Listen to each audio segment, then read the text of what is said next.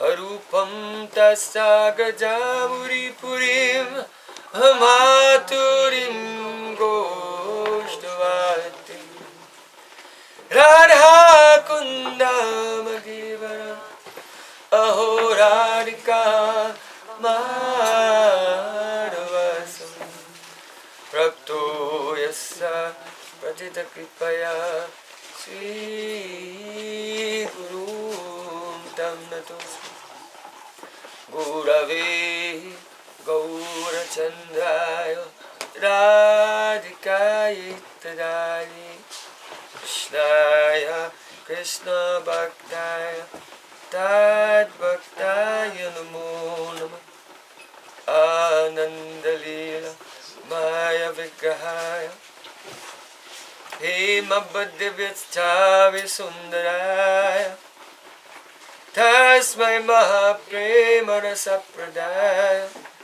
Chaitanya Chandaya Namo Namaste Chaitanya Chandaya Namo Namaste Chaitanya Chandaya Namo Namaste Bhaktya Vina Aparana Lakshe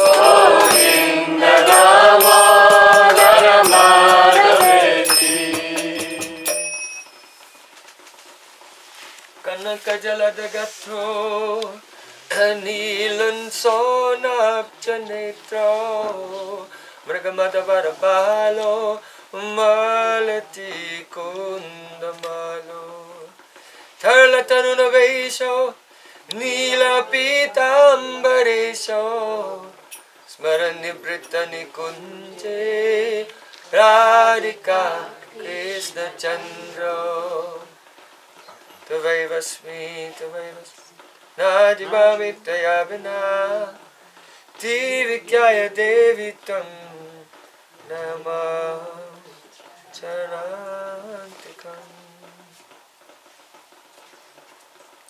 First of all, I offer my sastang dandavati puspanjali, my heart like flowers thousands and thousands of times, at the lotus feet of my holy master, my supremely worshipable spiritual guru, Asmadeva Parmarad Tumaguru Pada Padma Nitya Lila Pravishta Om Vishnupad Ashtotarasutta Shishmad Rupanugacharya Varya Srila Bhaktivedanta Narayan Goswami. Secondly, I offer my pranams thousands of times at the lotus feet of my Sri Rupanuga Gaudiya Guru Parampara. And finally, I offer my pranam to all the assembled Vaishnavas and Vaishnavas.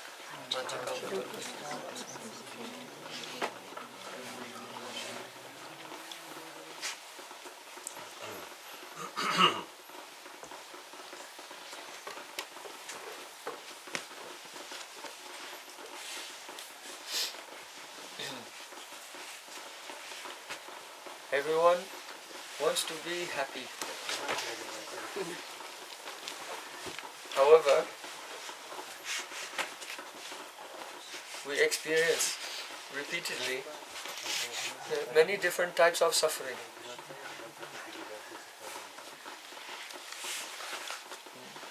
The Adi-Daivik Klesh means the suffering that comes to us from nature or from the Devotees, the demigods, like rain, or the lack of rain also. The cold, too much heat, earthquakes, tidal waves, famines. is called Adi-Daivik Klesh. Then the Adi-Bhautik Klesh, these are sufferings caused by other living entities. If someone, another living entity causes physical harm to you, you may be bitten by a dog or by a mosquito or attacked by another human being. Especially in war, the human beings inflict so much pain upon each other.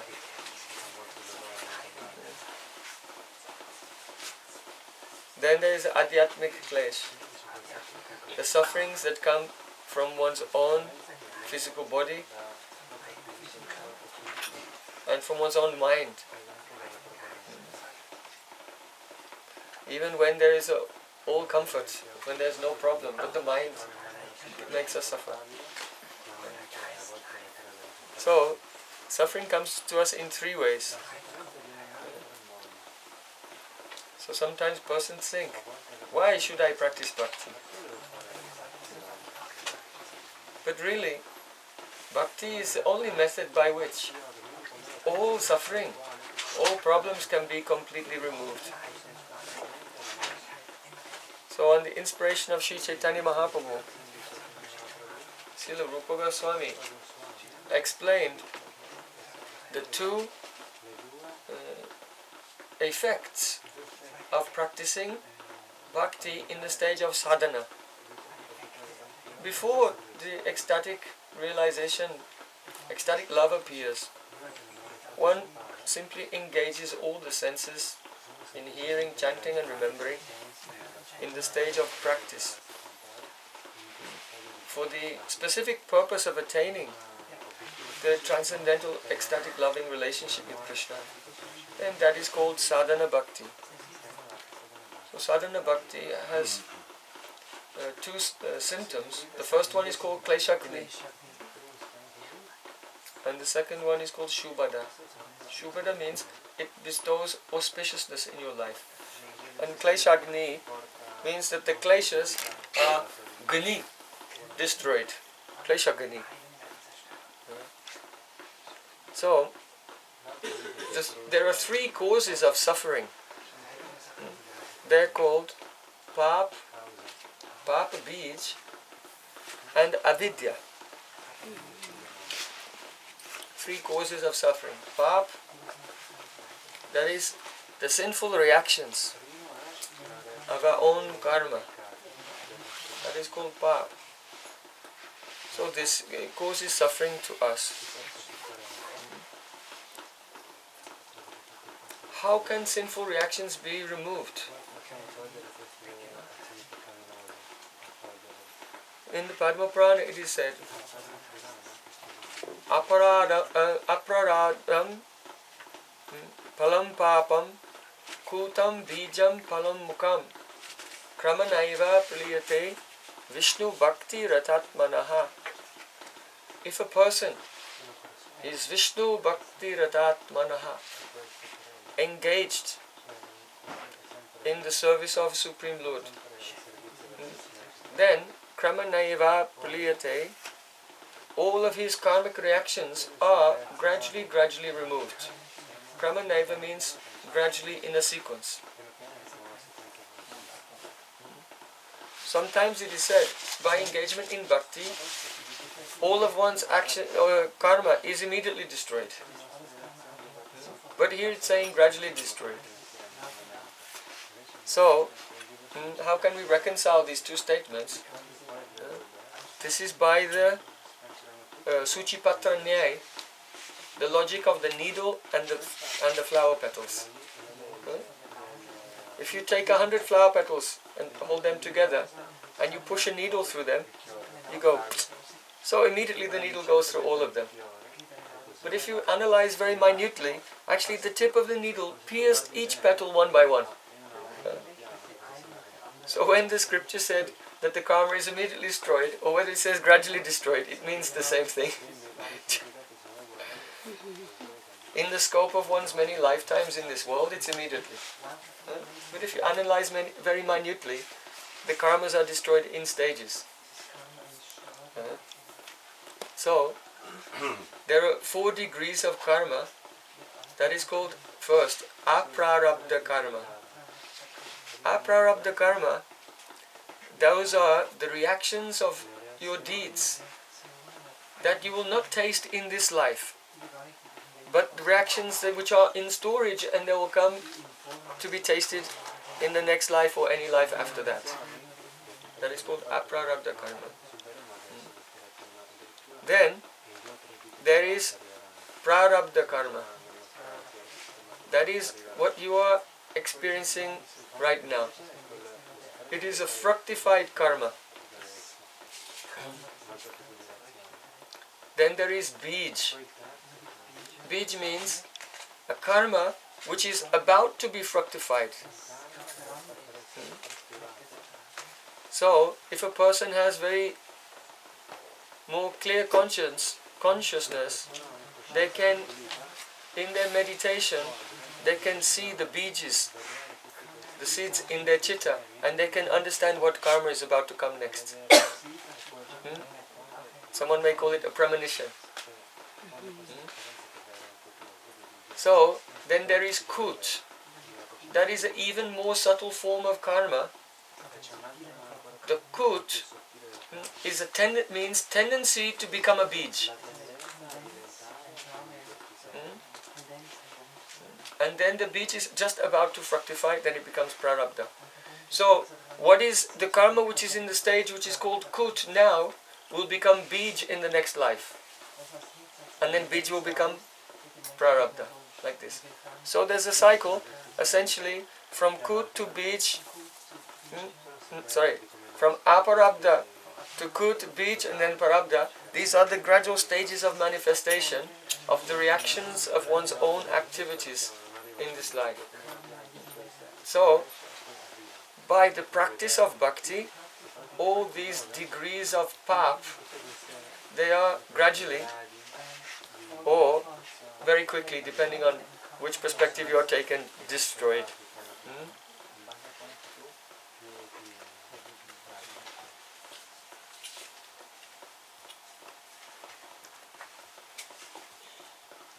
So, we are telling that the practice of bhakti destroys all the causes of suffering. So the first category we have discussed is pap, that is all different stages of the development of karma are destroyed. Now we look at the next cause of suffering, that is called pap bij. So this bij is not the same as that. This bij means actually your desires.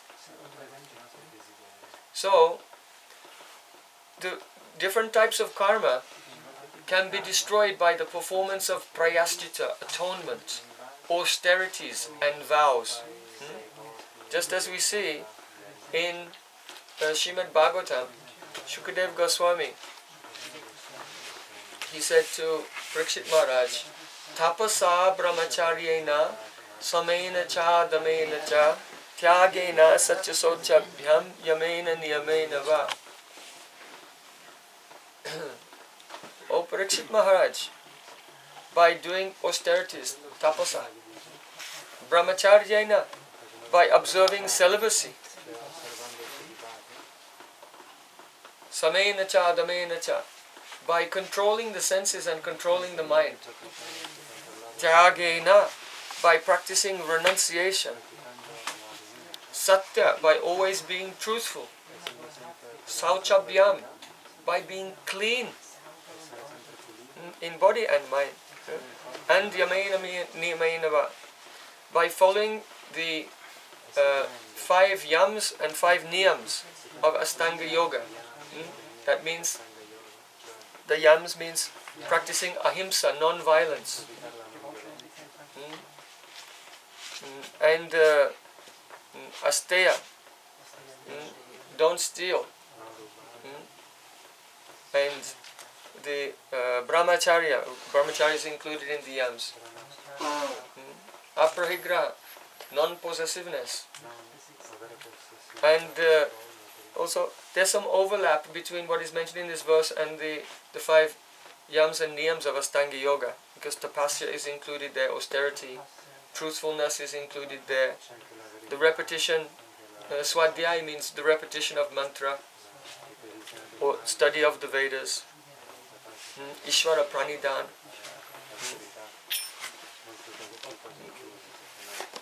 So, by practicing all of these things, then it is true that sinful reactions can be destroyed. However, Venu Gulma Ivanalaha, Shukadeva Goswami said, the destruction of the sins is like the destruction of a forest of bamboo. If you set fire to a forest of bamboo, then you'll see, oh, it's completely incinerated, only black ash is remaining. So you think the forest has gone. But the very next time the monsoon season comes and rain falls, then all the bamboo very quickly grows back again, because the roots are still in the ground. So Shukadeva Goswami said, Kechit Kevalaya Bhaktya Narayana Parayana Agam Dunvan Akatsnyena Niharam Eva Bhaskara. It is only by pure devotion, unmotivated, unconditional, uninterrupted devotion to the Supreme Lord, that even the roots of sinful activity in the form of desires in the heart can also be destroyed. How does it take place? Here, Shukadeva Goswami is giving an example. In the morning time, in the early morning, there's mist everywhere. And when the sun is just about to appear and the first rays of the sun come, then that fog is dissipated. So, even though tomorrow it may be foggy again, but that particular fog will not come back. So, he's saying that by the practice of pure bhakti, then all the desires and contamination in the heart is dissipated.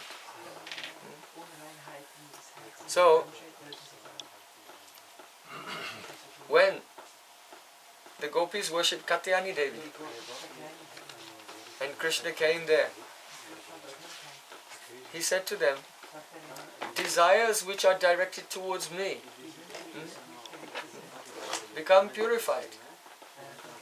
And when one is engaged in my service, whatever material desires are there in the heart, they cannot sprout. An example is given: if you have seeds and you fry them, then if you plant them, they will not grow.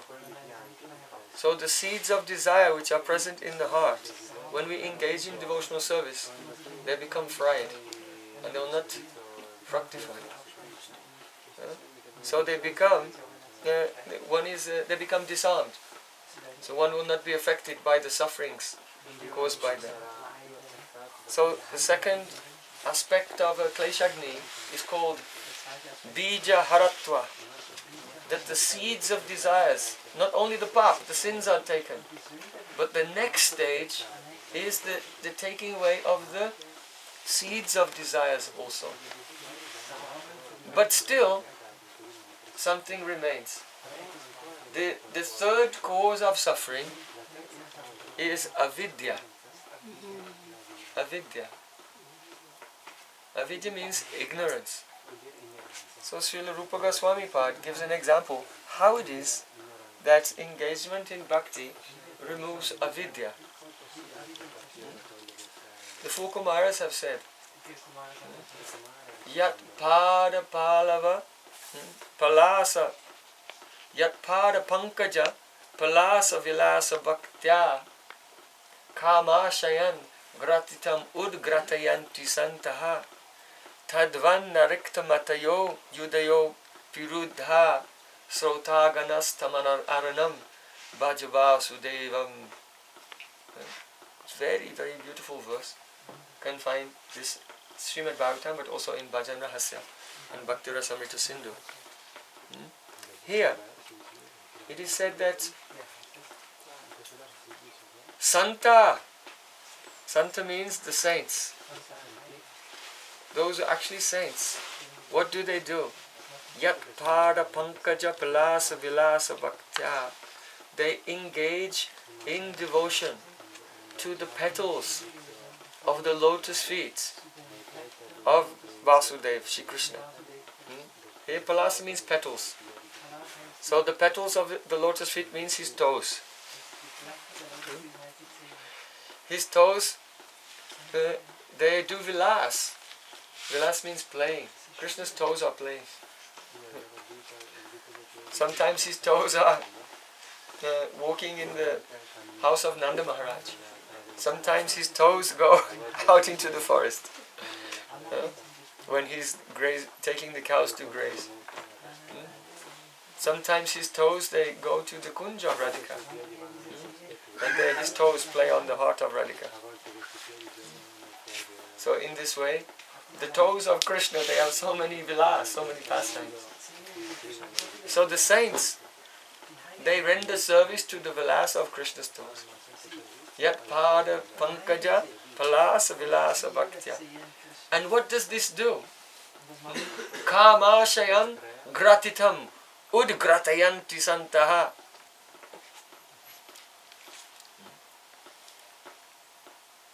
In the chitta, in your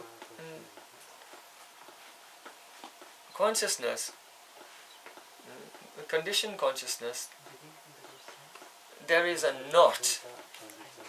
A granta means a knot. And this knot is called kamashai, the place where all karma is sleeping.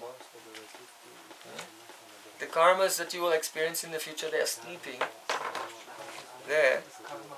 Kamasha gratitam udgratayanti shanta. It means that from many lifetimes of activities in this material world, samskars, impressions have gone into your subconscious mind. And millions of these impressions have become compressed together in the chitta to make a very thick knot, where the chitta becomes darkened by so many impressions. So that knot is called ahankar, ego. Ego, ahankar. And that has been identified with avidya, ignorance. In other words, as long as the light of the chitta is eclipsed by the dark knot of many worldly impressions, then one is in a state of avidya, ignorance. Bodily identification will persist.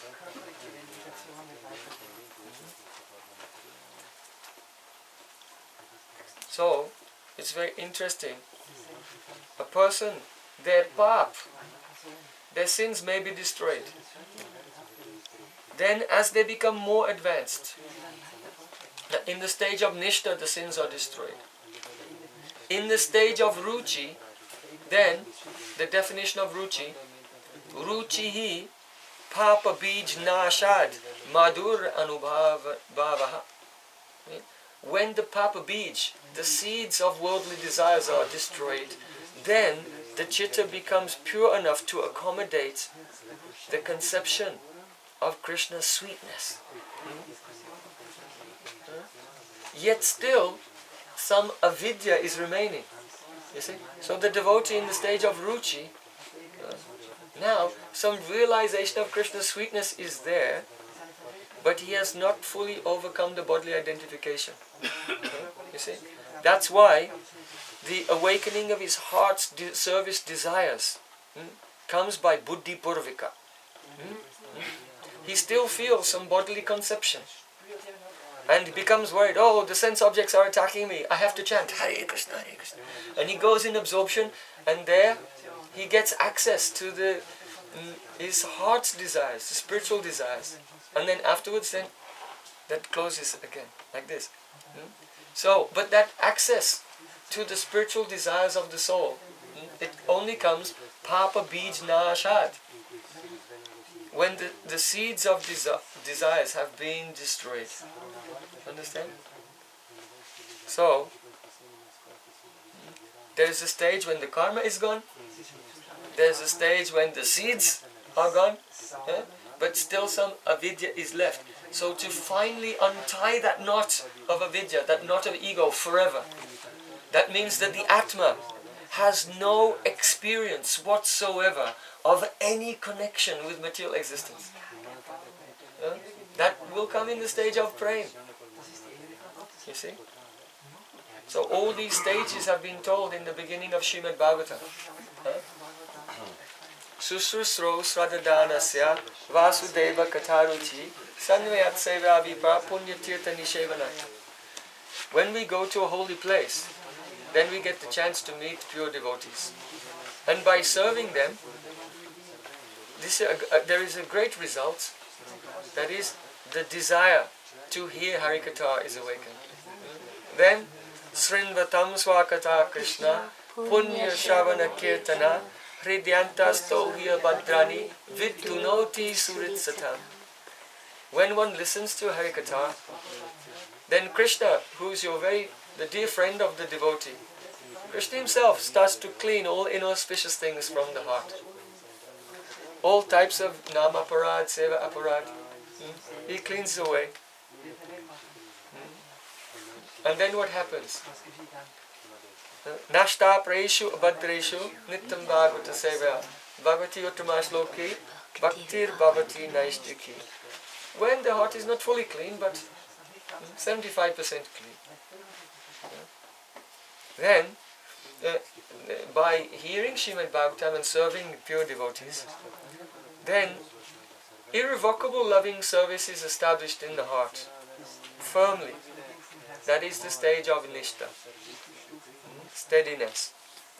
Then, tada rajastamo bhava kamalobhadayastye cheta eta anabidham stitam sattve prasidati. This verse describes first ruchi. In the stage of ruchi, tada rajastamo bhavas. The effects of passion and ignorance are quickly dispelled by practicing bhakti in the stage of nishta. And when they're dispelled, ruchi awakens. And then, stitam sattve prasidati, asakti comes. So his stitam sattve means that the consciousness becomes absorbed in the Shuddha Sattva Svarupa of Krishna. In that stage it's reflected still in the heart. But as asakti becomes deeper, in the next verse, bhava has been described. Evam prasanna manaso bhagavad bhakti yogataha bhagavad tattva vijnanam mukta sangasya jayate. So, evam prasanna manaso, then the devotee becomes prasanna, very, very ecstatic. Because Vishuddha Sattva, the essence of Krishna's internal potency, melts the heart. Bhagavad Tattva Vijnanam, he has direct realization of the Bhagavad Tattva of Krishna. Mukta Sangha, he becomes completely detached from all worldly things. However, still little avidya is there, also in the stage of bhava.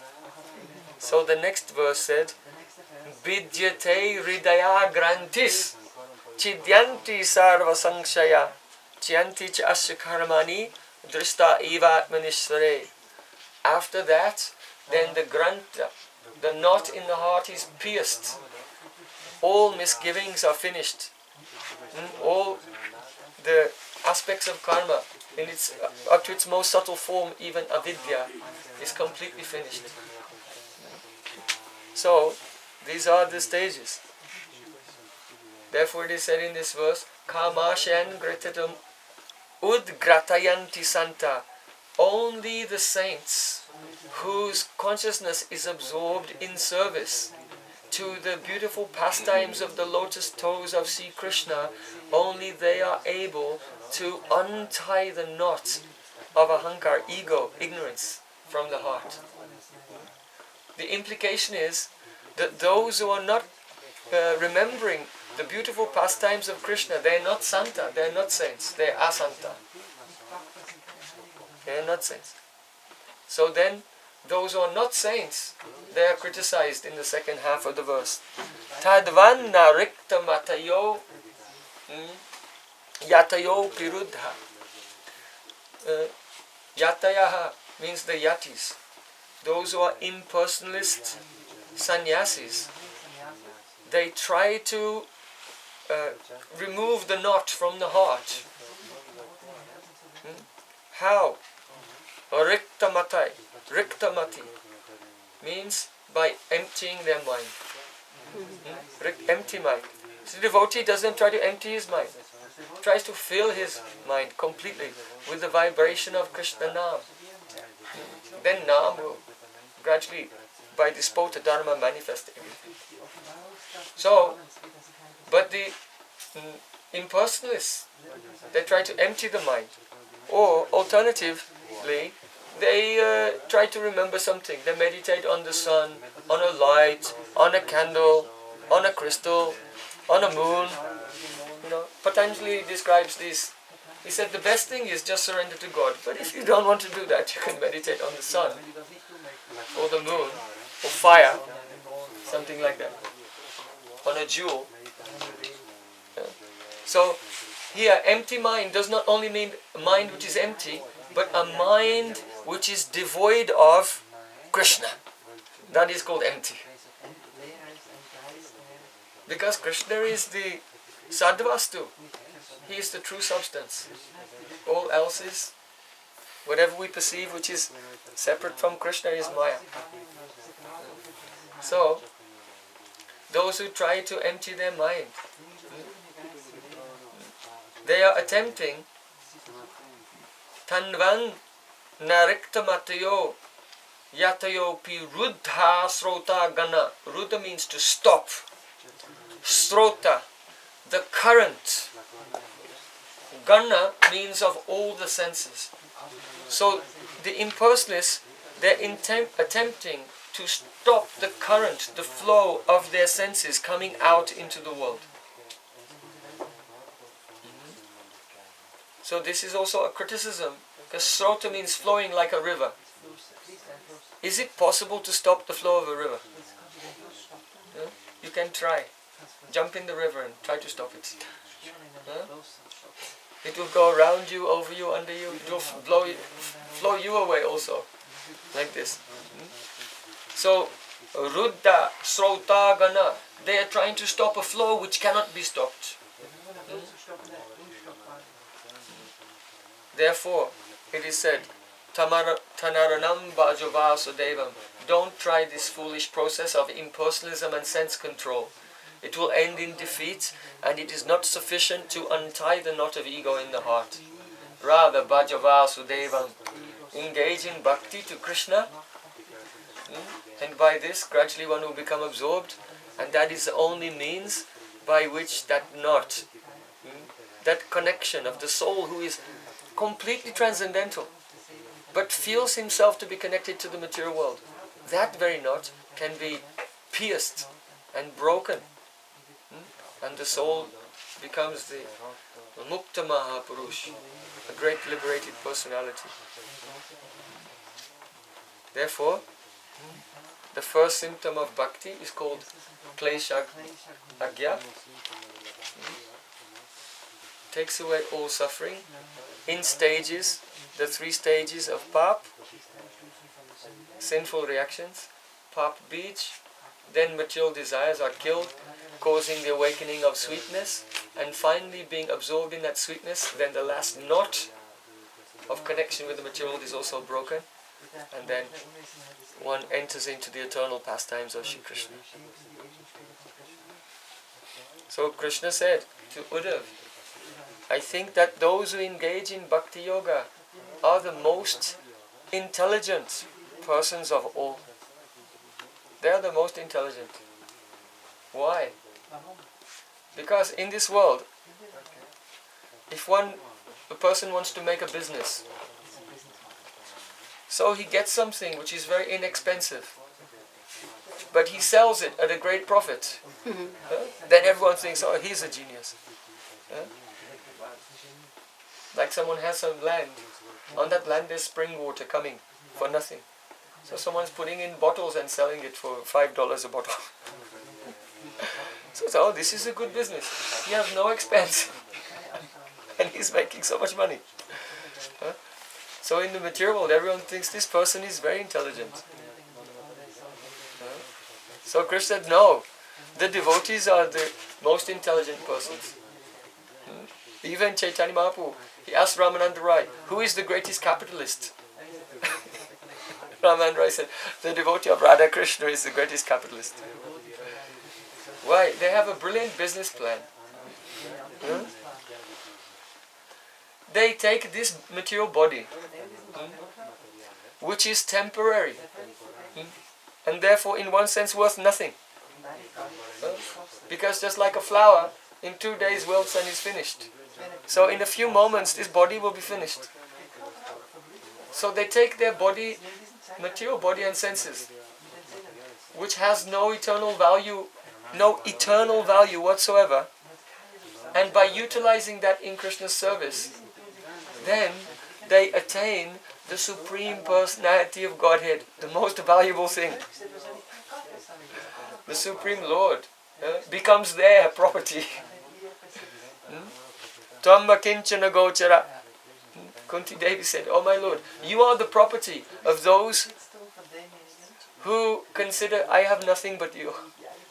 Krishna becomes their property. So this is a great business. You turn something which is worth nothing into the most valuable thing possible. Supreme Lord Himself becomes your property. Therefore, devotees are most intelligent. So if hearing this, we don't utilize our time and energy fully in Krishna's service, then the converse can be said that we are the supermost unintelligent of all.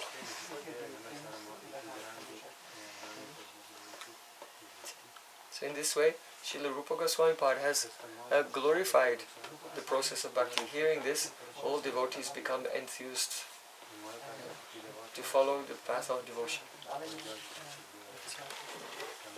So that was our discussion of the teachings of Rupa Goswami for today.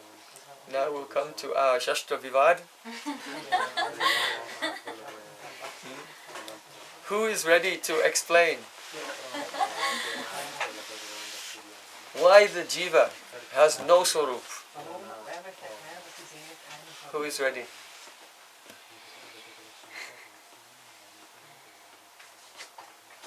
Did anyone prepare their thesis? Where is Tribanga? Did he prepare a thesis? He disappeared just.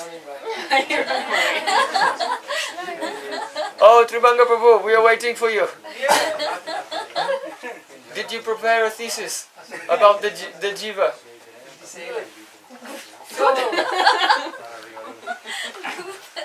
I have heard that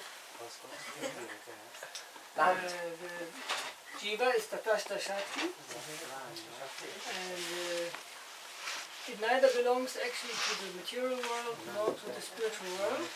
It is in between, and it takes up whatever circumstances, association it gets. Even if you see a film, it identifies with the film, it gets the feelings of the characters that play in the film or in the theater. So similarly, the soul has no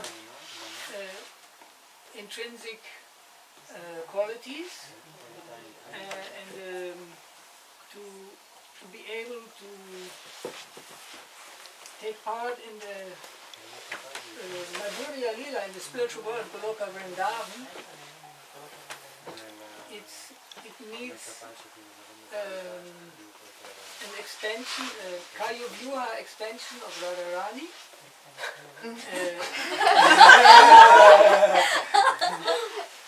Like we have a body now, which has given to us by the material nature. So there, and normally we're completely identified with it. So we get a body there suitable to the relationship that we have that we wish, and this wish develops by the association we have, and by the grace of the Guru, he gives you certain hints that your body is like this and like that, and you meditate on that, and then, Radharani, she will allow you to get such a body according to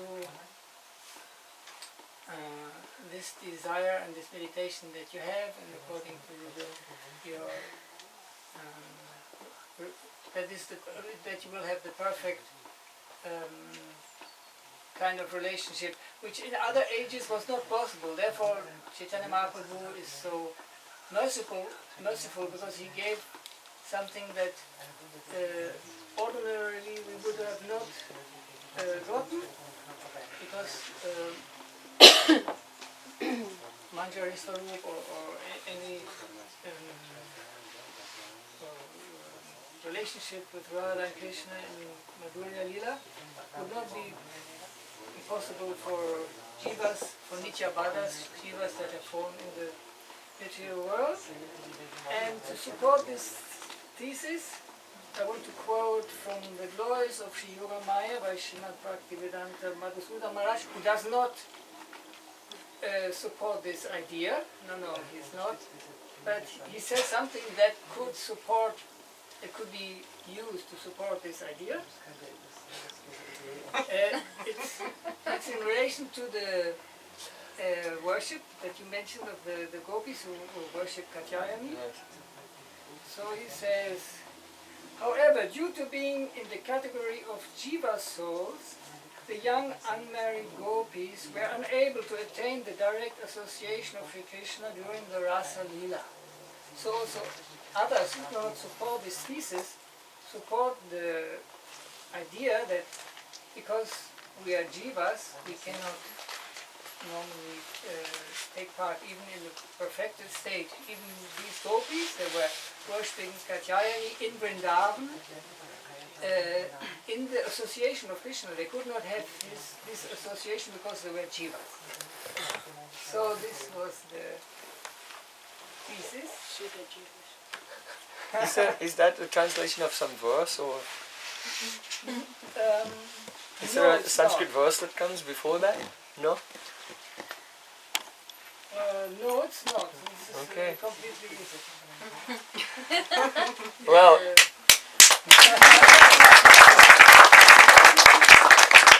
very good, very good, very convincing.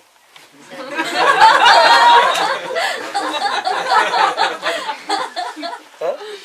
We can just recap over some of the very profound philosophical points Tribhanga Prabhu has said. First of all, he described that the spiritual world and all the associates of Krishna are manifested from Krishna's Antaranga Shakti, internal spiritual potency. The material world is a manifestation of the Bahiranga Shakti, the external potency. But the jivas are not of either potency, they are Tatastha Shakti, the marginal potency. So since they are marginal, then how can they have a swarup? If they have come from Tatastha Shakti, then that is neutral, then their swarup should be Tatastha also, Tatastha swarup, a neutral swarup. If someone tells, but Mahaprabhu said, Jivera swarupai Krishna nityadas, but then we tell, Jivera Tatastha Shakti Veda Ved Prakash, that yes, it is the swarup of the jiva to be das. That's a general thing. But what type of das? It's a Tatastha das. Not that he's the servant of Tatastha, but his dasata, his quality of being a servant, is undecided. It's in a marginal position. And therefore, some philosophers say that here, Jivera Swarup Hoi Krishna Nityadas doesn't mean that the swarup of the jiva is that he's a particular associate, but that the jiva has swarup yogyata. Yogyata means eligibility. By swarup he has eligibility to become an associate. He's made in that way. But right now, when he's in the material world covered by Maya, though he has the ability to become an associate, he's not an associate now. This is their perspective. And why not? Because if they were to have a spiritual body right now, how could they be covered by Maya? Because it's the nature of the spiritual body, or Swarup Shakti, that it cannot be covered by Maya. But the jiva is very tiny. He's Keshagra Shatabhagasya, 1/10,000th the tip of a hair. In Bhagavad Gita, Krishna describes the qualities of the jiva. Avyakta, he said, the jiva is avyakta. So vyakta means with the personality, avyakta means without a personality. Like Krishna said, avyaktim vaktam apana manyate mama buddhaya. Foolish persons think, the less intelligent persons think that I am the avyakta, impersonal, and I became personal. Because they don't know the eternal nature of my personal feature. So the very word that Krishna uses for the impersonal, avyakta, he also used for the jiva, saying jiva is avyakta as well. He means something else then. I'm just writing some footnotes to Professor Tribanga's presentation of Jiva Tattva. Just adding some footnotes to that. Right now, anyone who has the courage and armed to the teeth with thousands of Shastric references may try to take on the presentation of Tribanga Prabhu. So, the jiva, he's from the marginal potency, his svarupa is marginal. If he had a spiritual form, then how could it be covered? It's not possible. Therefore, because the jiva has no qualities, he's empty, he has to, if he'll chant Hare Krishna, what will happen? Nothing. So, the guru will have to tell him, oh, you should meditate on a particular spiritual form which is already waiting for you in the spiritual world. In the park where all the swarups are parked.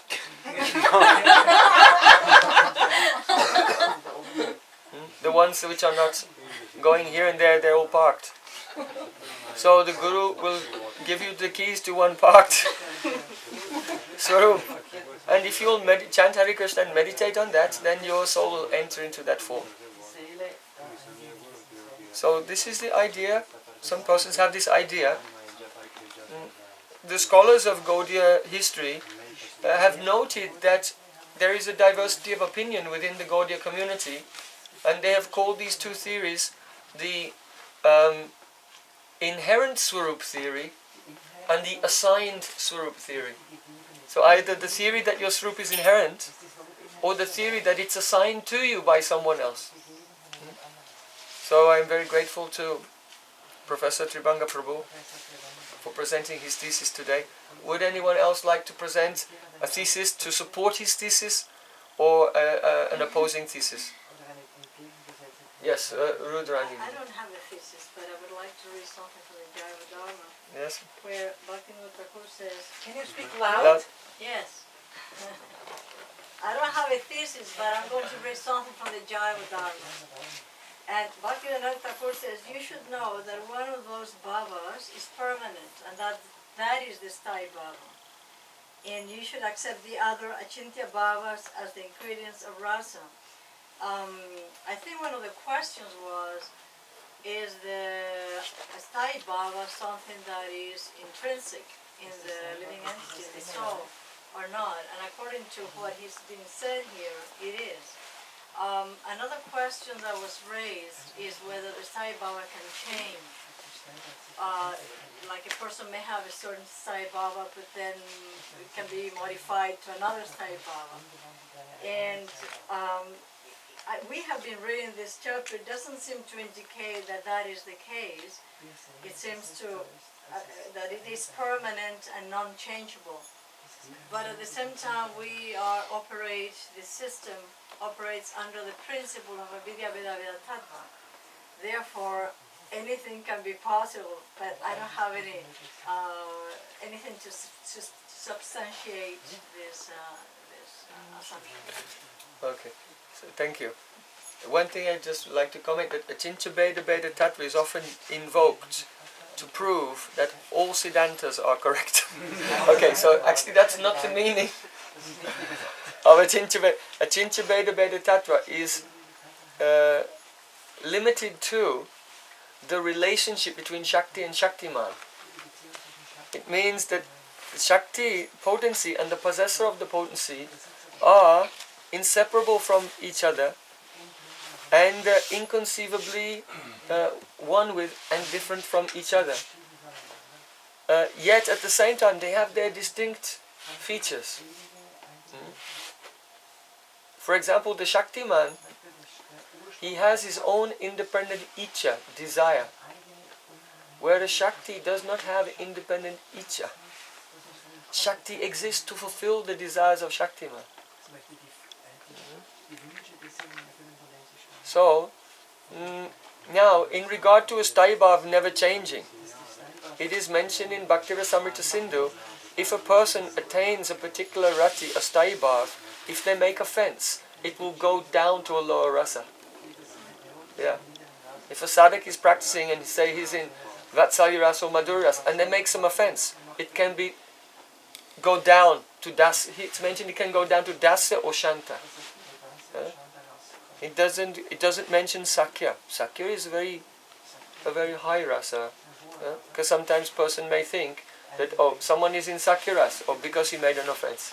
So don't think like this, because it is said that if a person in one of the high rasas makes an offense, then their rati will go down to dasa or shanta, or disappear. It depends on the severity. If there's a severe offense, it will become rati abhas, not even a proper rati. But is it temporarily or? You see, well, that's the question, because when the effect of the offense wears off, then if the sthayi bhav is inherent, when the effect of the offense wears off, then it can go up again. So, would anyone else like to present a thesis on either side? Yes? I would like to present the thesis that the sthayi bhav is always fixed. That we can see this on the story of Murari Gupta. Oh, good. That he was an eternal associate from Chaitanya Mahaprabhu, and actually Chaitanya Mahaprabhu tried to make him worship Radha Krishna, and he was, due to his love he had for Murari Gupta, he actually tried, but he was feeling that it's not possible, and he was in a great conflict himself that what to do. And then Chaitanya Mahaprabhu told him, it's okay, you are always a servant. Not okay, it's very good. You are always a servant of Ram, because he is actually Thank you, this is a very good point. Chaitanya Mahaprabhu discussed this with Rupa Goswami. When Rupa Goswami met with Chaitanya Mahaprabhu in Jagannath Puri, Mahaprabhu said, how is your brother Anupam? Rupa Goswami said, he passed away. And then they began to discuss. He was a very great devotee. Rupa Goswami said, he was very dedicated from childhood to Lord Ram. So at some point, Sanatana Goswami and we told him, why don't you worship Radha and Krishna? There is the highest rasa in their Leela. And he said to me, Anupam said, then please give me diksha into Radha Krishna mantra. So they taught him how to worship Radha Krishna. He went away, he tried to do it, but he came back and said, I cannot do it. I already sold my head at the feet of Lord Ram and I cannot take it back. So Mahaprabhu told them also the example of Murari Gupta. So they were discussing the examples of two devotees who were dedicated to Lord Ram, and even they tried to worship Radha Krishna by association, and it was powerful association.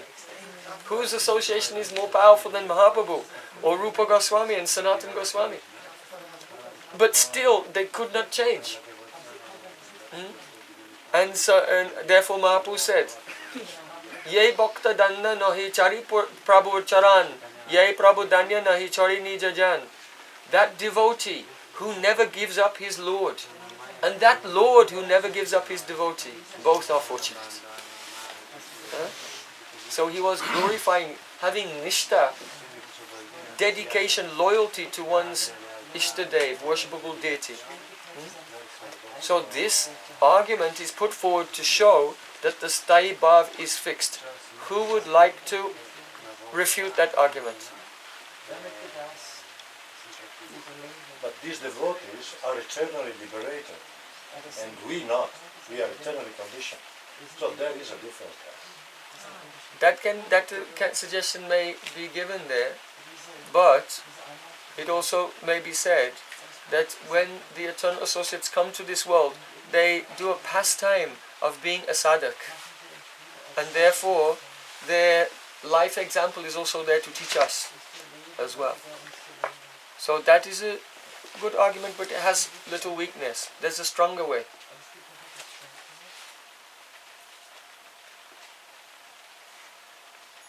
So because they practice from childhood on a certain mood, it became their Sthayi Bhav, and then it is the Sthayi Bhav, and then they cannot change it. Yes, exactly. This is the strong argument. If we say that a sadhak, a practicing devotee, by the association that he takes, receives deep impressions, and then he does sadhana on the basis of those impressions, and the Sthayi Bhav comes, now it's fixed and he cannot change. And he didn't make offense also. And so this doesn't prove that that particular relation was inherent in him before he had sadhu sangha and so on. So that's a very strong argument against that. Would you like to add something? Yeah, just at the end of Jaiva Dharma, two very advanced sadhakas, Rajanath and Vijay Kumar, who were like, they went to the same guru, Rupa Goswami, and they listened the same katha, and they were very similar to each other, but by the same association and the same katha, the same flow of Swarup Shakti coming in them, actually two different Sthayi Bhavs, because the receiver is, something is there, and when the rain of Swarup Shakti is coming, then really it's something is developing quite individually. Yes. Strong argument. Would anyone like to refute that argument? Because there's no Shastric reference for it, this is just what Bhaktivinoda Thakur's opinion was. That's Srila Bhaktivinoda Thakur's view. So that's so someone has to have the faith that he is. This is a good suggestion, because many persons do say, look, I'll discuss this Siddhanta, but only based on the Mool Granthas of the Sampradaya, in other words, the writings of the 6 Goswamis. Because what has been written later by certain charyas, it could be presented in such a way, according to time, place and circumstance, according to the necessity of the audience for preaching. So Brhad Prabhu is bringing up this very relevant point, that within the whole Gaudiya community, later literatures are not necessarily accepted as praman. Yeah.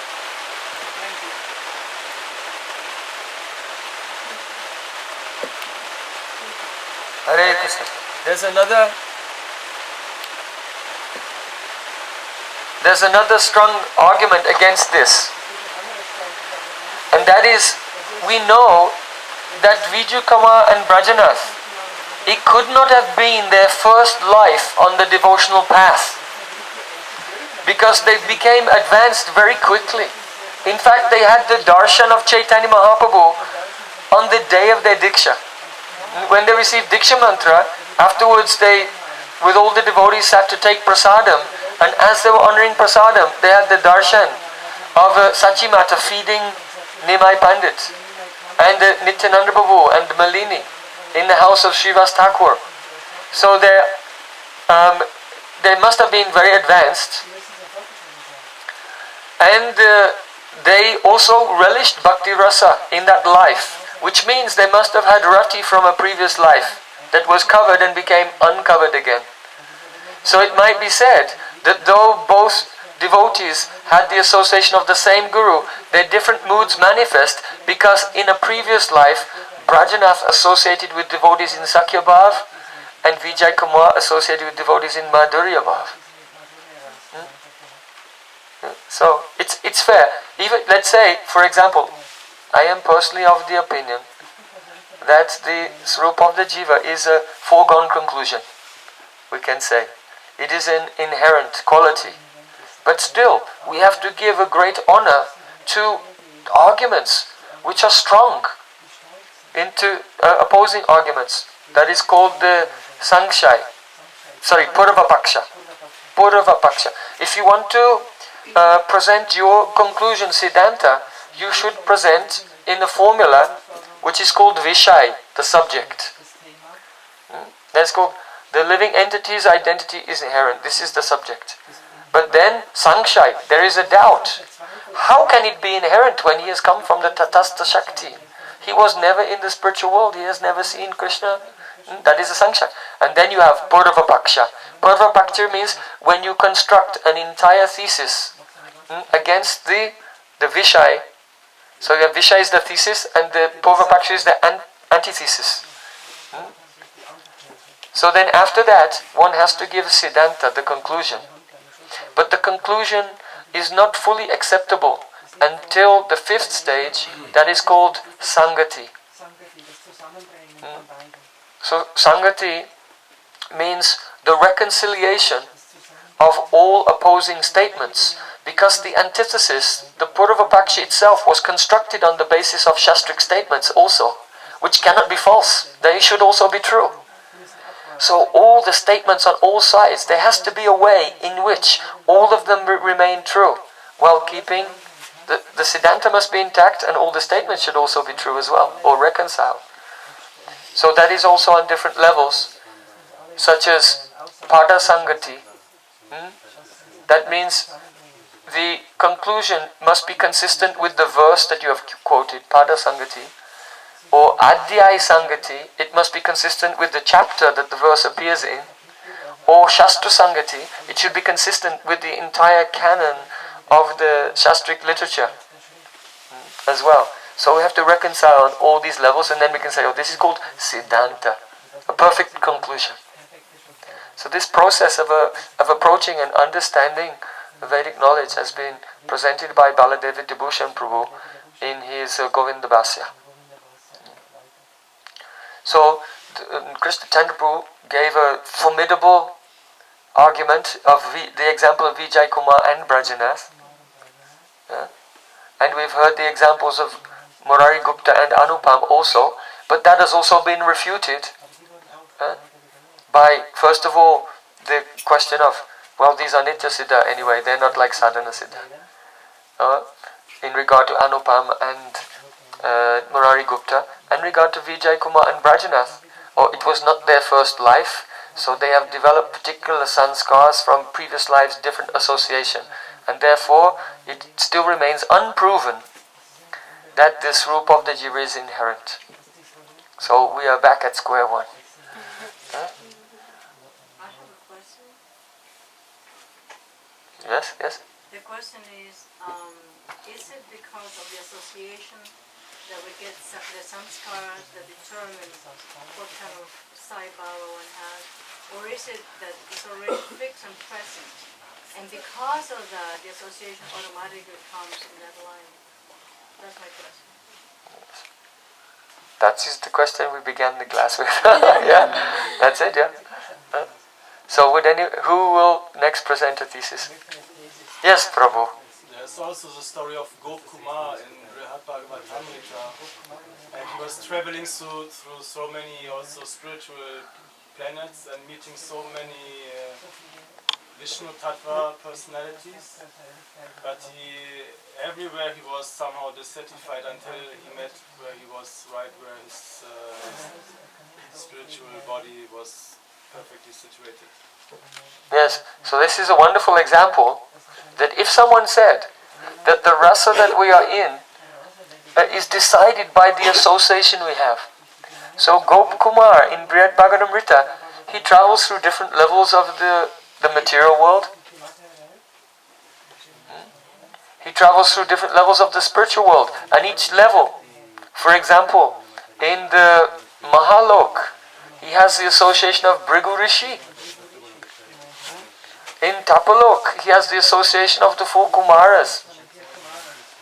He has the association of Narad. He goes to Vaikuntha, he has the association of the associates of Lord Narayan. He goes to, he has the association of Hanuman. He goes to Dwarka, he has the association of Uddhav. But it doesn't matter whoever he associates with. He never changes and becomes like them. He never adopts their mood. And in every level, he's dissatisfied. And until he arrives in Golok Vrindavan, he's not satisfied. And when he's there, he's perfectly happy. Which means that inherently, he was a coward boy in Krishna Leela. But one could say he also got the association of a Sakka in Vrindavan, so maybe he got the impressions there. Yes, this is the refutation here. Because at the very beginning of his spiritual life, his guru gave him Gopal mantra.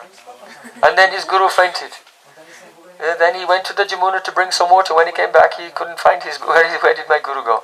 So he had this mantra, but he didn't know really what it meant, or in what way to meditate, or what his svarupa was, or anything. But he just liked the mantra. So because the mantra itself was to Gopal, and he'd received it from a Braj Bhakta, therefore his taste in Braja was awakened, and he could not be satisfied by any other taste in another place. And therefore, in this way, the example of Gopkumar can also be refuted on this basis. Very good. I'm very satisfied because deep challenges are coming, and also they're also being refuted one by one. But that mantra also mentions Gopinath. Not just, in other words, that mantra also mentions Gopinath. So she's raising the point that the Gopal mantra is actually very versatile and can be utilized by devotees. All devotees of Krishna, whether they're in Sakyaras, Vatsalyaras or Madhurya Rasa. So why did his love come in Sakyarasa?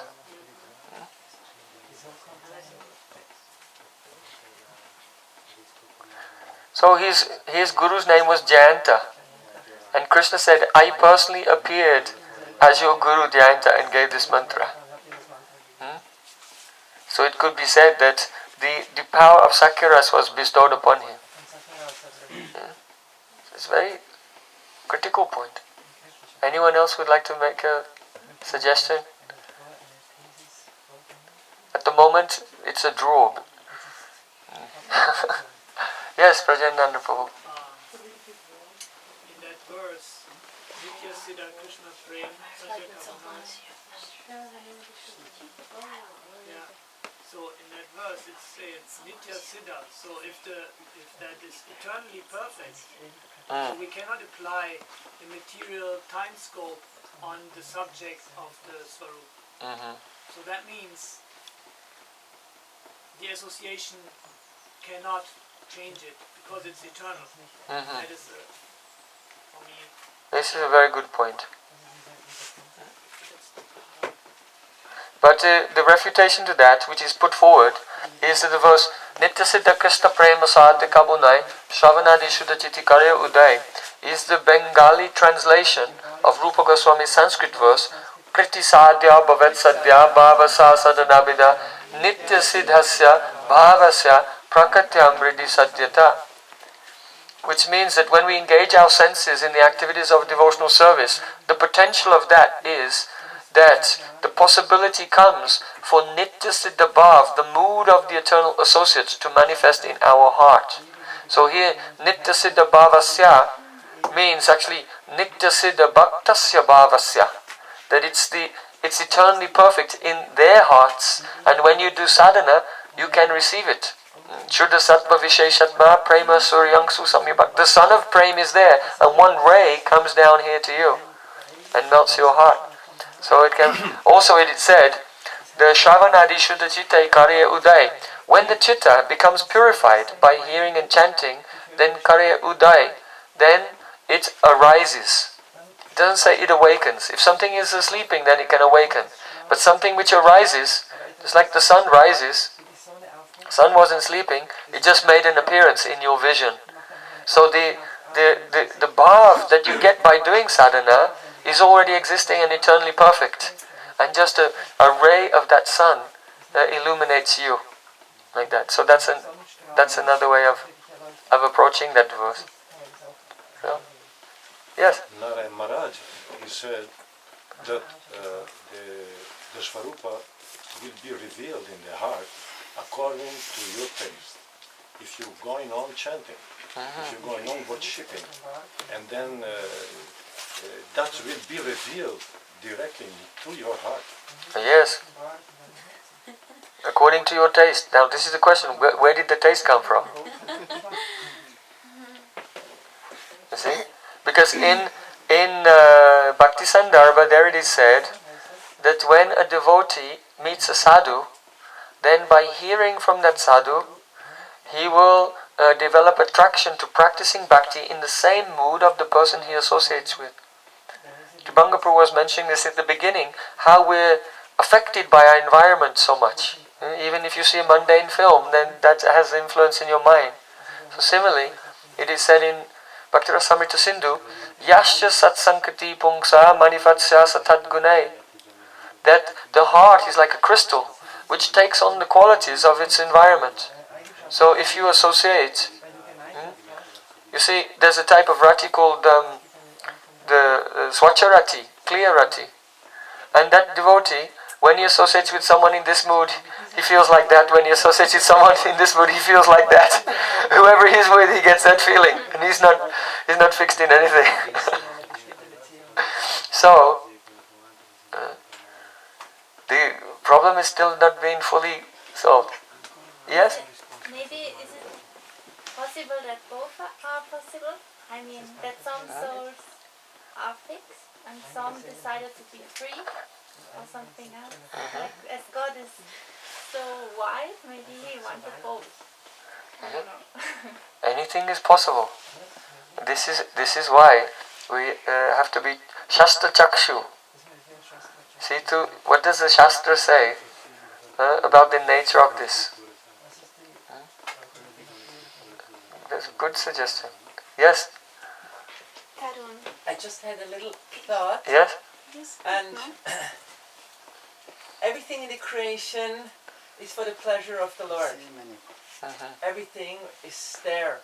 So he is Rasa Vaisa, he wants to enjoy in unlimited variety. And this is why actually each and every soul is existing. So in the Shastra it said, he has a svarupa nanda, happiness already in himself.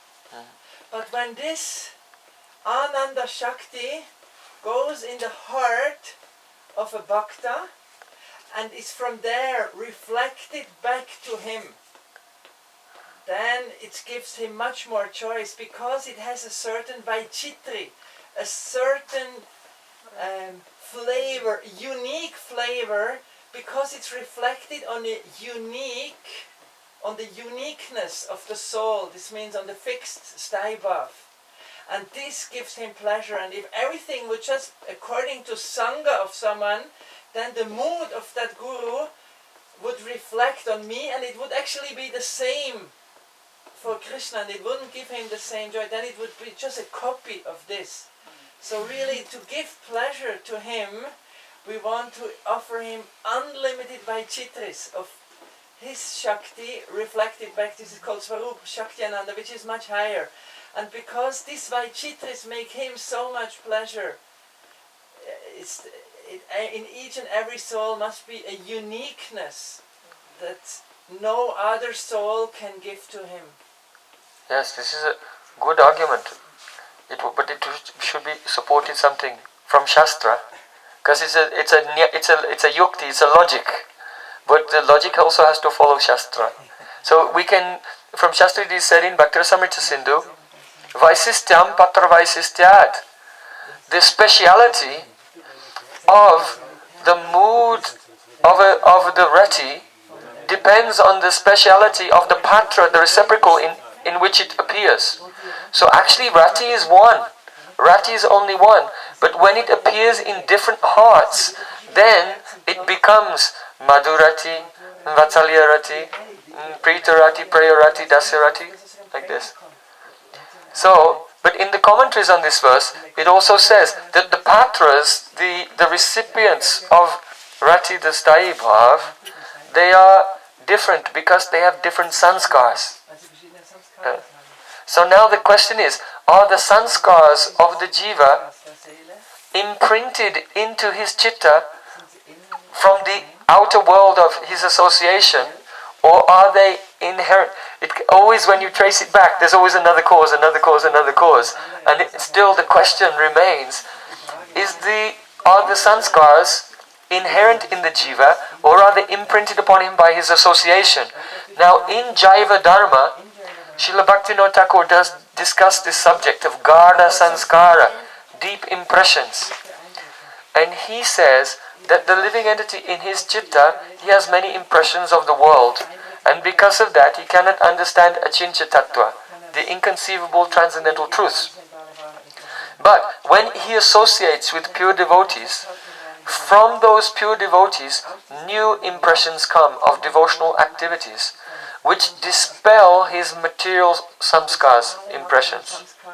And the degree to which the material impressions are dispelled, to that degree, the Adi Sanskar, that means the original impressions of the Atma, rise up into his chitta.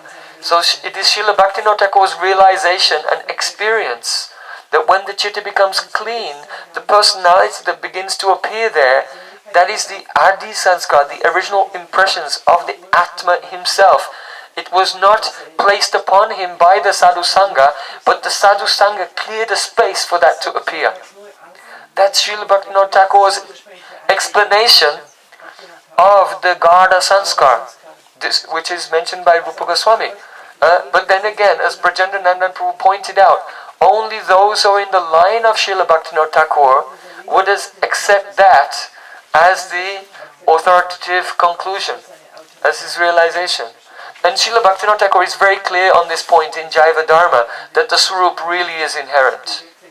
Even in one part, he gives the example that, he said, just as in a body, there are very beautiful fingers and toes and eyes and nose, all properly placed in the right proportions, in the right position. So similarly, all those features are present in a subtle form within every Atma. So Srila Bhaktivinoda Thakur is very clear about this in Jaiva Dharma. And that is why there's a whole section of the Gaudiya community who distance themselves somewhat from Jaiva Dharma or Srila Bhaktivinoda Thakur, because they consider that these conclusions are not clearly stated, especially in the Sandarbhas of Srila Jiva Goswami. So a strong praman for the opposite perspective is there in Priti Sandarbha. In Priti Sandarbha, there it is said that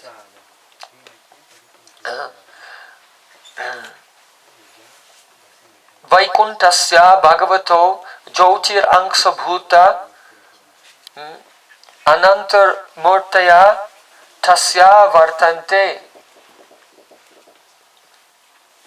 Tasam Ekaya Sa Ekasya Muktasya Kriyate.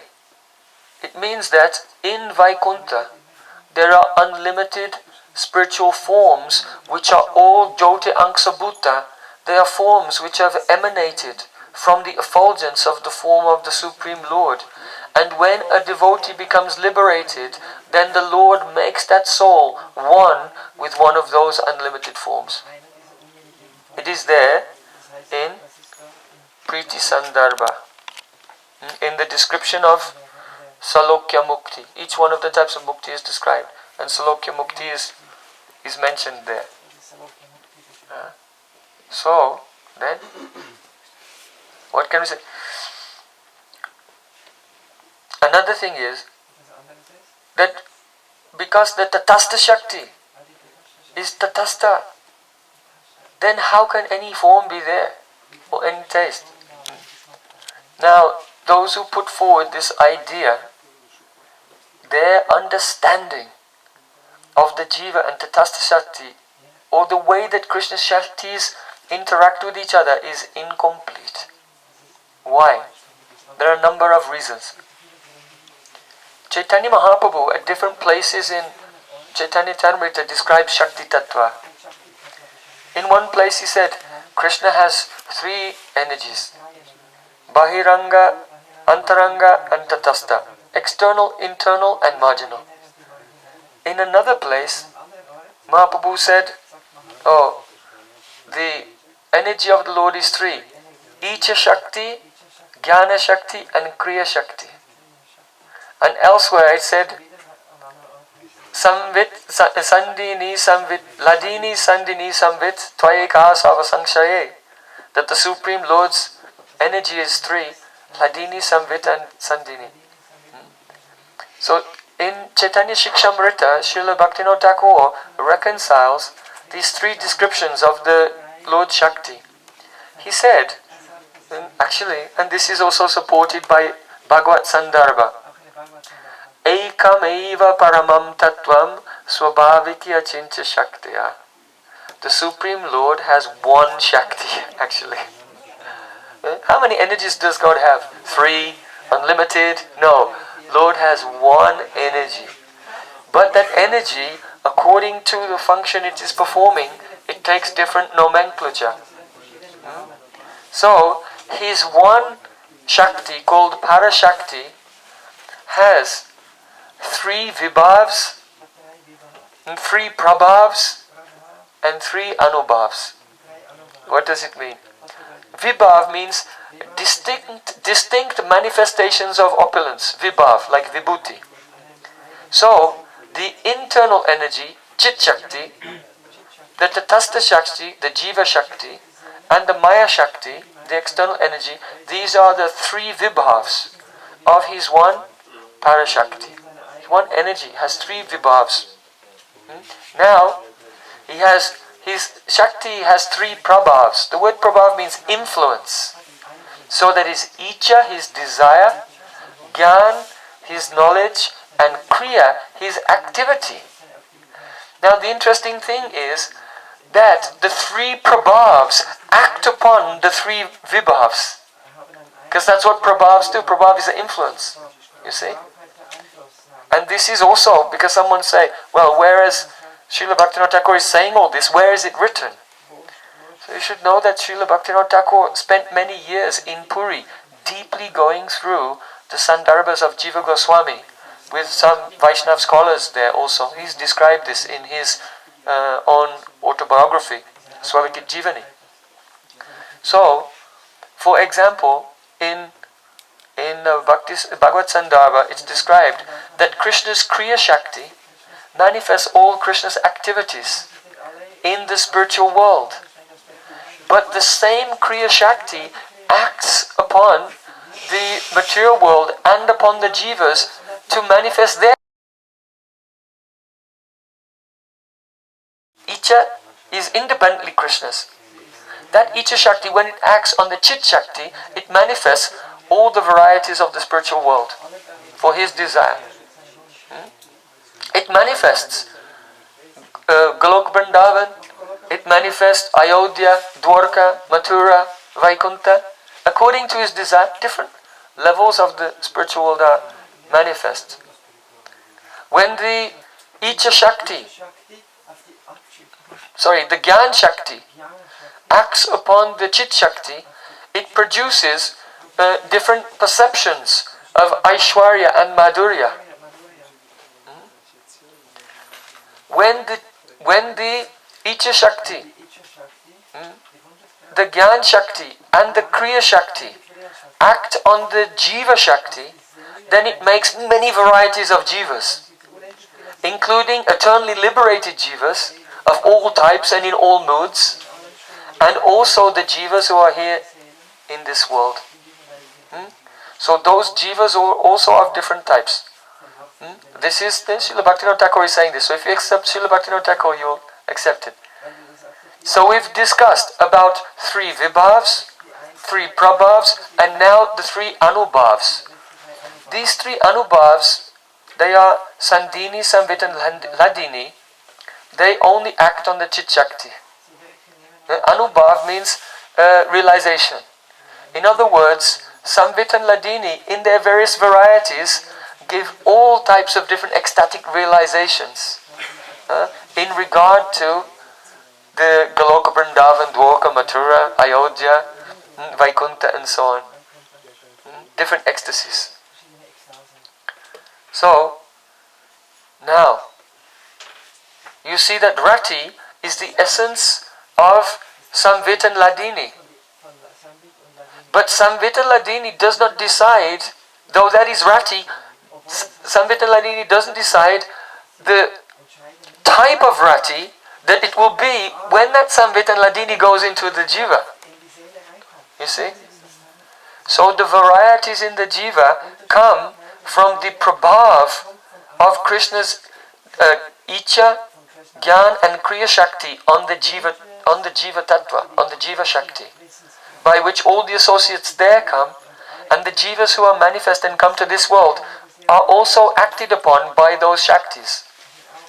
However, when the Jiva is in a conditioned state, those Shaktis are dormant. Now Srila Prabhupada would also always speak about this, that, Prem is kind of like sleeping in the heart or something.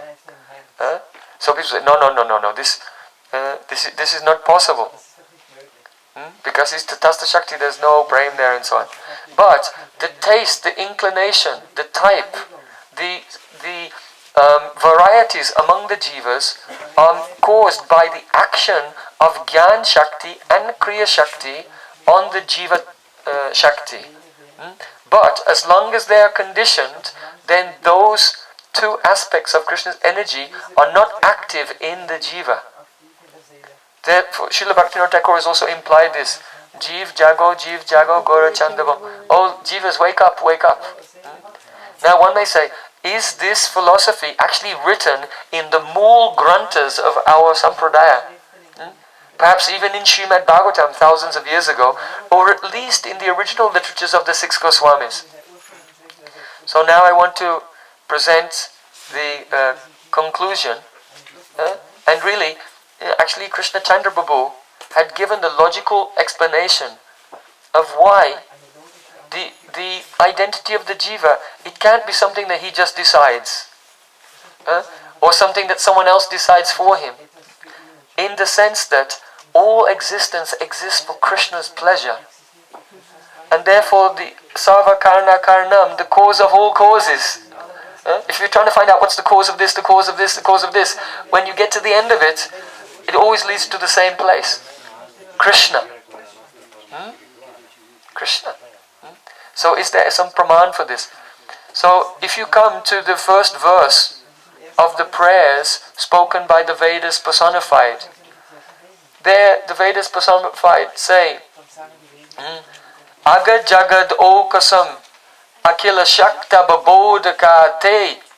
O my Lord, you yourself awaken all potencies within the heart of the Jivas. And in the commentary on this, Srila Vishwanath Thakur said that if the living entity is inclined towards karma, then the Lord inspires the Kriya Shakti to make his senses work and do karma. If he is inclined towards Gyan or Yoga, then the appropriate potencies are awakened within the Jiva by the Lord's desire. And similarly, if the living entity turns towards Krishna and wants to serve Krishna, then the Lord awakens the appropriate Shaktis by which he will become engaged in bhakti from within his heart. We can give another example. In the first verse of Srimad Bhagavatam, it is said, Tene Brahma Hridaya Adi Kavaye Muyanti Yatsura. So the general translation is that the Supreme Lord imparted the knowledge of the Vedas to Lord Brahma. But here the word Tene means Tanoti. Tanoti means to expand. In other words, the knowledge of the Vedas is already there in the heart of everyone, and it's the Supreme Lord who by his desire amplifies that and causes it to expand. Therefore, later in Srimad Bhagavatam, there's a verse describing the same situation, and Srila Prabhupada translates, "It was the Supreme Lord who amplified the Vedic knowledge within the heart of Lord Brahma." Now let's come to more Shastra Praman about this. In the 11th canto of Srimad Bhagavatam, Krishna says to Uddhav, "Mayopa Bhrimita Bhumna Brahmana Ananta Shaktina Bhuteshu Gosharupena Visheshunaiva Lakshate." Krishna said, now we're talking about how to come to a mature conclusion about the nature of the jiva. It's not only that he's Tatastha Shakti, but that Krishna's other Shaktis can be awakened by his desire within that Tatastha Shakti, because there's the Prabhav on Tatastha Shakti. But also here, Krishna is saying, I have placed the syllable Om in the heart of every jiva. Mayopa Bhrimita Bhumna. And what is that Om? Brahmana Ananta Shaktina. It is itself the absolute truth, complete with all potencies. But those potencies are in a dormant condition. When we receive mantra from Guru and begin to practice bhakti, then all those potencies which are already present, not present in the Swarup Shakti, in the Tatastha Shakti Jiva. The Jiva is Tatastha Shakti. But within the Jiva, Krishna has kept the beach of all Vedic knowledge, which contains all his potencies in a dormant state, waiting to be awakened as well. You see? So that is also described in the 12th canto, where it is said, Tatobud Trivrid Omkaro Yo Vyakti Prabhava Swarat. The vibration of the syllable Om is present within all jivas. When their senses are active externally, they cannot hear it. But when they control their senses and withdraw their senses, then this vibration manifests. And it is realized as Brahman, Paramatma and Bhagavan. This syllable Om has avyakta prabhav. That means unmanifest power. And therefore, all the powers of God have been placed within the jiva by the Supreme Lord, but their power at the moment is avyakta, unmanifest. You see? So yes, the jiva is Tatastha Shakti, but it does not mean nothing is there. So, now, this is perhaps the most important siddhanta or evidence from Shastra. One of the reasons why confusion comes about in the Gaudiya tradition is some neglect of the root scriptures, but especially the root of every Goswami scripture is Brhad Bhagavatamrta. The Brhad Bhagavatamrta was the first of all the Goswami literatures, written by Sanatana Goswami, who is the guru of all the Goswami. He is the guru of Rupa Goswami even. There's no writing of Rupa Goswami where he does not write a glorification of Sanatana Goswami. For example, we just sang Jai Jai Sundar Nanda Kumar, and in the last verse he said the Nija Valabhajan Surita Sanatana.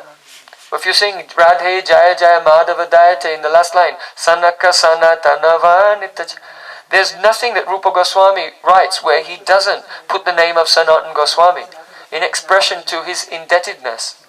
Even in the beginning of Bhakti Rasamrita Sindhu, he says that Srimad Prabhupadam Bhuja Bhakti Siddhanta Madhuri. I pay my obeisances to my Prabhupada. Who is Rupa Goswami's Prabhupada? Sanatana Goswami. I give my pranam to my Prabhupada Sanatana Goswami, who has put all Bhakti Ras in Brhad Bhagavatamrta. And so, taking his remnants, Rupa Goswami is writing Bhakti Rasamrita Sindhu Ujjwala Nilamani. So it's considered that whatever the 6 Goswamis have written, they have all taken the remnants of Sanatana Goswami's Brhad Bhagavatamrta and expanded upon it. So, Brhad Bhagavatamrta is a very important Shastra. Especially there, the importance of Nam Sankirtan is stressed over Smaranam. and the relationship between Smaranam and Kirtan. That Smaranam comes automatically from Nam Sankirtan. Also in Brhad Bhagavatamrta, as our Prabhu you are mentioning, in Brhad Bhagavatamrta it said that the realization of Krishna and the realization of your own Swarup are not two separate things. But the realization of your Swarup is a gona, a secondary effect of realizing Krishna's Swarup. It's just, many people are wondering, well, if someone doesn't give you a Swarup, then how will you get it? And it's just right there in Brhad Bhagavatamrta. He said that the realization of your own Swarup and spiritual senses is not something which is the atyanta pratak. It's not something which is exceptionally separate from the realization of Krishna, but it comes out as gona, as a secondary result of realization of Krishna. And this is why Rupa Goswami, in Upadeshamrita, the 8th verse, is called the essence of all advice. Right? So if it were essential to receive your Swarup from someone externally, then he would have said, the essence of all advice is that you have to go and receive your Swarup from someone externally. But he didn't. What did he say? Tan nama rupa charitadi sukirtananu smrityo kramena. You have to engage the tongue in chanting and the mind in remembering Krishna, but in a kram. Nam, rup, gun, parika, lila. And so in Sanskrit, there are different ways of expressing things. One is called avidya, the dictionary definition. Another is called lakshan-briti, a meaning which is associated with that. And then there's vyanjan-briti. Vyanjan-briti means implied meaning. And generally our acharyas, when they write, and especially in Rasa Shastra is almost all vyanjan-briti. That may not be clear to you, so I'll give examples and then it will be very clear. If you say, Gangayam Goshaha. Goshaha means a village. And Gangayam is the word Ganga, the river Ganges, in the locative case. So Gangayam Gosha means the village on the Ganges. So the dictionary, if you take the dictionary definition, it means there's a village somehow floating on the water. Right? So in that particular case, the avidya is useless, because we know you can't build a village on a moving river. So automatically when we hear Gangayam Goshaha, our mind rejects the avidya and takes lakshan-briti. Lakshan means a meaning which is associated with the words. So because a river is always associated with two banks, therefore when we hear Gangayam Goshaha, then our mind immediately says, this village is on the bank of the river. We don't take the direct, we take the lakshan-briti, that is associated meaning. So the village is on the bank of the river. But there's another dimension of meaning that is called vyanjan-briti. Vyanjan-briti means the implied meaning. So what would be the implied meaning of Gangayam Goshaha? For the implied meaning, you will have to look at the context. And the context will decide what the possible implied meanings are. So let's put some context on this. Someone says, I would like to visit your village. And then the person replies to him, it's on the bank of the Ganges, Gangayam Gosha. It's on the Ganga. So here the implied meaning, if you look at the context, is the person who is asking the question said, I want to go to your village, and he has a boat.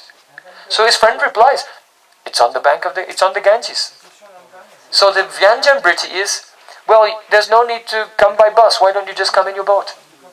You see, in other words, the village is on the Ganges. The Vyanjan-briti is, it's accessible by boat. Like that, you see. So when poets write poetry, poets who are very rasic, they feel that the direct meaning, the direct expression of something is rather gross. So they never speak in that. They always speak in Vyanjan-briti. In our evening class, we'll take some verses of Srimad Bhagavatam and we'll discuss their direct meanings and their Vyanjan-briti. And in this way we like to illustrate how Rasa Shastra, always the real meaning, the actual meaning, is in the Vyanjanbriti.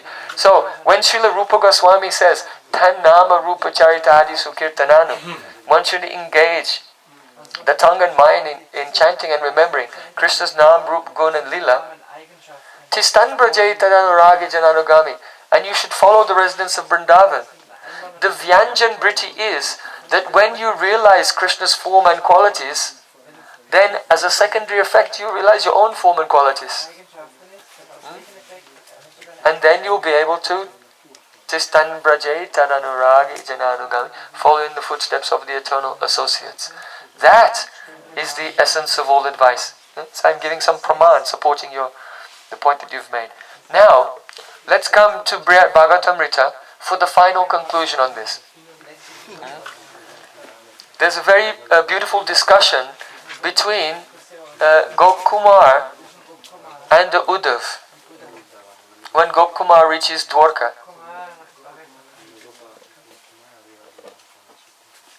Oh, sorry. Let me see. This is the chapter on Vaikuntha.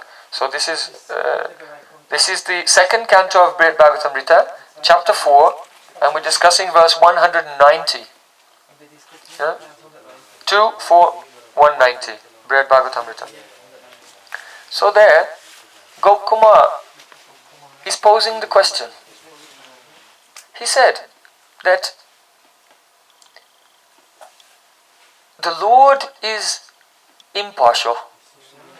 We know this. He doesn't have favorites. So, He reciprocates equally with everyone.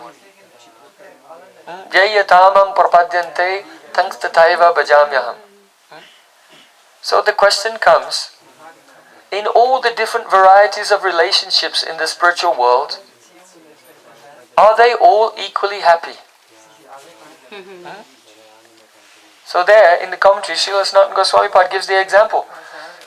The answer, he said, everyone in the spiritual world is equally happy in the sense that they're all completely satisfied. Everyone is completely satisfied. So then the question comes, but is there an equal amount of happiness in the different relationships? And then the answer is no. Actually, there is more ecstasy in the friendship mood than in the service mood. There's more the ecstasy in the parents' mood still, and more joy in the Madhurya Ras, the romantic mood, like that. So then Gopkumar raises the question. Well, let's say if a person is in the spiritual world and he's happy, but then he sees someone else experiencing more happiness than him, then wouldn't he feel some sadness that someone else is more happy? So then, the Srila Sanatana Goswami Pad gives the example, the answer in the commentary. No, that's not a fact. Why? Because each and every devotee, he does an upasana, a particular sadhana, to get a particular goal. And when he gets, the Lord reciprocates with him according to the upasana that he does. And when he gets his goal, he's totally satisfied just in that rasa, and he doesn't want the other rasas. For him, that rasa is the highest. So it may be that someone is, from an impartial standpoint or objective standpoint, experience more happiness, but subjectively for him, that being in that mood wouldn't be the most happiness for him. He's satisfied in that mood. So You can be even very happy to see the happiness of others. yes, also. So then Sanatana Goswami goes more deeply into this, and he raises the question. Yes, but that would mean that the Supreme Lord is still not exactly the impartial to everyone, because some, they have more happiness than others, actually speaking. So he raises the question, and he uses the specific words here, because now I want to support Srila Bhaktivinoda Thakur's theory of the prabhav of Jnana Shakti and Kriya Shakti on the Jiva Shakti, bringing about the varieties of Jivas. So Sanatana Goswami Pad writes that, but the Supreme Lord, being the master of the Jnana Shakti and the Kriya Shakti, could awaken taste in the highest ras in everybody. Why doesn't he do that? So here we have from a Mool Shastra of Sanatana Goswami that the particular taste that the jiva has is the action of Krishna's Gyan Shakti and Kriya Shakti upon him. And if the Lord wanted, he could awaken a taste in the highest rasa for everyone. Right? And in answer to that, then in Brhad Bhagavatamrta, this verse comes, verse 190. Vichitra lila vibhavasya tasya samudra koti ganasashayasya vichitra tadruchidana lila vibhutim uttakayitum prabhuka. It means samudra koti gahan ashayasya, that Krishna's heart is more deep than 10 million oceans. Therefore, vibhutim utakayitum prabhuka, who by their logic and reason is able to understand his intention, vichichalila vibhavasya tasya, by his vibhav, by his variegated potencies, he himself performs many varieties of lila. In other words, he himself wants to relish. What would the Madhur Ras be like if there were no sakas and no mothers and no cows? What would it be like? It would be Nitya Nikunj. We'd be in the Nimbarka Sampradaya with just gopis and Krishna in the Kunj, and there would not be any other lila. Right? But no, Vichitra lila. Krishna's lila is variegated, and all the other moods of the devotees are necessary. They support also Madhurya. They're necessary for Madhurya Ras to come to its fullest point. So because Krishna wants to enjoy the variegated leelas, therefore, Vichitra Tadruchidana Leela, one of his aspects of his leela is that he has given a particular taste in the heart of every jiva. According to that taste, they do sadhana, and according to that sadhana, they attain their goal, and they're there. So the answer is, yes, the actual spiritual body of the jiva is not there. But the taste which will lead to a particular spiritual body is there. And therefore, this is why Srila Bhaktivinoda Thakur said everything is there in a subtle form. So the subtle form of your svarupa is a taste in that type of seva. And that taste, ultimately, that is the Supreme Lord's Leela, that he has distributed taste throughout all the jivas, so that his own variegated leelas will gradually expand more and more and more. So this conclusion is given in Brhad Bhagavatamrta. Now, we have to reconcile some things also. When I was quite young devotee, let me see, in 1994, I was with Srila Gurudeva Maharaj, and I asked him, he was just walking to his hut, his straw hut, in the Purushottam Ketra Bhubaneswar, and he had his back to me, and I was kind of going behind him. And I said, "Oh Gurudev, please tell me, is the svarupa of the jiva fixed, or is it given?" So he turned round and he said, in Bhagavad Gita, Krishna has said, Na sato vidyate bhavo, na bhavo vidyate sataha, ubayor avidristontas tvanias tatpadashivi. Of that which is changing, there is no existence. And of the eternal, there is no change. The wise have understood this by analyzing the nature of both. So things that can change, they are not real, they are not enduring. And that which is eternal never changes.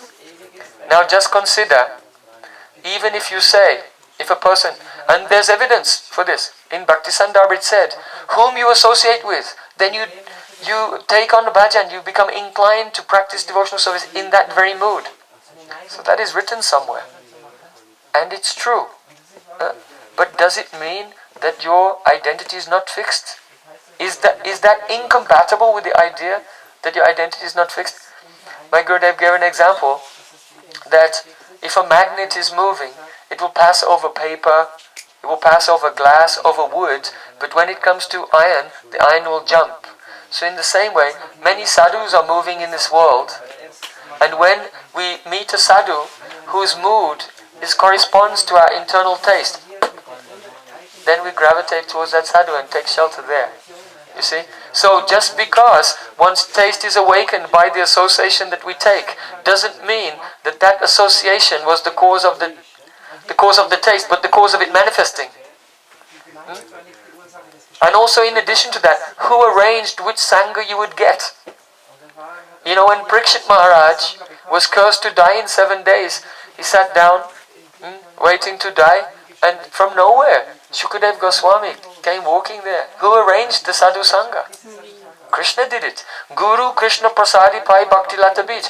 The seed of devotion doesn't only come by the mercy of Guru, but by the combination of Guru's mercy and Krishna's mercy also. Both are there. So now consider, if you think that by association a particular mood will come, or by your choice a particular mood will come also. Now consider in Bhagavad Gita chapter 7, Krishna has said that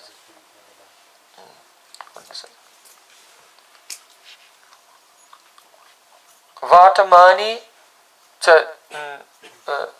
what is the verse? Bhavisyani tabhutani mam cha veda nakastana. Vedaham samatitani vartamana nichajuna bhavisyani tabhutani mam veda nakastana. Krishna said, I know everything that happened in the past. I know everything that is happening in the present. And I also know everything that will happen in the future. But me, hardly anyone knows. So, let us say that you are thinking, by my choices or by my association, a particular svarupa will come. But Krishna is saying, I know everything that will happen in the future. So does Krishna know what svarupa you will have when you get siddhi or not? So if he knows, then how is it not fixed? If it depends on you haven't decided yet, right? Then how will he know? And if he knows, even if you haven't decided yet, it's still fixed. Also consider that the spiritual world is the Nitya Vartaman Kal, eternal present. So what day will you enter the spiritual world? On August the 15th? At 4:30 on Wednesday afternoon? The time you enter the spiritual world is now, Nitya Vartaman Kal. But we are, in Maya, we have no experience what it means, the eternally present, eternal present. These are very deep. The material world and the spiritual world are not like 2 rooms in a house. If you have 2 rooms in a house, and you are in one room, and you and your friend synchronize your clocks, and then he goes to the other room, now the 2 clocks are ticking in the same time. But the time of the material world and the time of the spiritual world are not like 2 clocks. We're thinking, oh, there's a body there waiting for me, and when I get there it will come alive. If you think like this, if that body is already there, then it cannot be material, because it's spiritual. And if it's spiritual, then it's conscious. And if it's conscious, then it's another being, it's not you. So then when you enter it, then who's going to be in charge? Maybe you'll be transcendental bipolar or something. So the theory that the body is already there, the theory that the body is there in the jiva is problematic, because a spiritual body can't be covered. And the theory that it's there also has its own problems, as we've just outlined. So just consider this. In Brhad Bhagavatamrta, when Gopkumar arrives in Vaikuntha, he sees that there are thousands of living entities all rushing to the palace of Lord Narayan. And as they're going there, each one of them is changing into a different form. And they're all assuming different forms according to their own desire, according to the way they want to serve Lord Narayan there when they have his darshan. So sometimes this is quoted to prove that the svarupa of the jiva is not fixed. Because Gopkumar saw everyone just taking on whatever form they wanted according to their feeling and circumstance. And indeed that is also written in Vedanta Sutra. There it is said that a liberated soul can assume any form he wants. Okay? According to his taste. So it's true, if the jiva will go to Vaikuntha, because his taste is in Vaikuntha, therefore by his desire he can assume any form he wants to serve the Lord. Because his taste is in Vaikuntha. However, those jivas whose taste is towards Vrindavan, they will not change their forms all the time. Why? Because Vrindavan Leela is Naravat Leela. It's a human-like Leela. So according to their taste, they'll have one form, and that's who they are. Like that, you see. So, if they could change their form all the time, it would be Aishwarya, it would not be a human-like pastime, you see. So in this sense, we can say, someone says, does the jiva, is his form there? Someone says no, someone says yes. And they're both wrong. They're both wrong. The form is not there, and the form is not there, but Krishna has given the taste, and that is fixed, and that is eternal. And according to that taste, in one sense you can say the form is there, in the sense that taste is a subtle aspect of form. So, the form is not there, but according to that taste, then in the stage of maturity, they'll manifest a form appropriate to that taste. A person with Vaikuntha Bhav can manifest any number of forms as they like, according to that taste. But in Braja Bhav, it will be one particular Swarup. Understand? So these are some of the nuances of the Siddhanta. Let us all take the foot dust of Sanatana Goswami upon our heads. Because all the problems, they arise from the neglect of the very careful study, hearing and chanting of the Mool Granthas, of the root scriptures of the Sampradaya. And therefore it's incumbent on every generation of Gaudiyas to always take shelter of the original texts of the six Goswamis, to make sure that in the current of time that the Sampradaya is flowing in a healthy way and not going into a state of chaos and confusion and deviations.